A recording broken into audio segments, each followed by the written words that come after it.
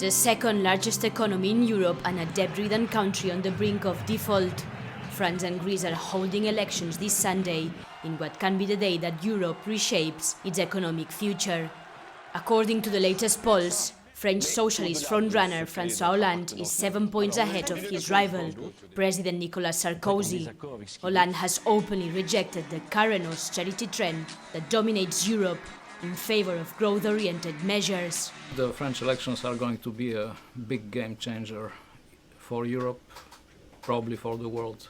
I'm sure Francois Hollande will win the elections, and then we will have a different kind of France, a different kind of French-German relationship, a different kind of European priorities. As a centerpiece of the so-called Merkozy alliance to steer Europe out of the crisis, the EU fiscal treaty is a big concern for the left-winger.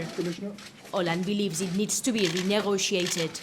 If his victory becomes reality, a growth-minded Paris is set to clash with an austerity-minded Berlin. Francois Hollande will be much more difficult to deal with from the point of view of Angela Merkel, the German Chancellor, especially on the treaty side and the budgetary discipline. He's been pushing hard for this growth initiative, which Angela Merkel has only partially subscribed to. Overshadowed by a fiery race to the power between the two French candidates, Greece has slowly faded away from the spotlight, particularly since it received its second bailout in early March.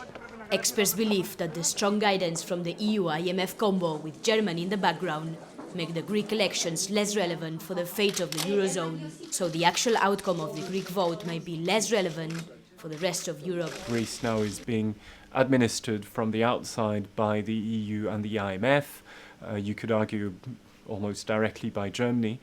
And so regardless of who wins, there has been commitments already by all the political parties that they're going to stick to, unless, of course, Greece chooses to withdraw from the Eurozone, which is always a possibility, in theory at least. But otherwise, I don't think this election will have a great influence at all. The latest surveys suggest that no single party in Greece will gather enough votes to form a government. A weak coalition in power might lead to new elections, but the implementation of the cutbacks already agreed are also at stake.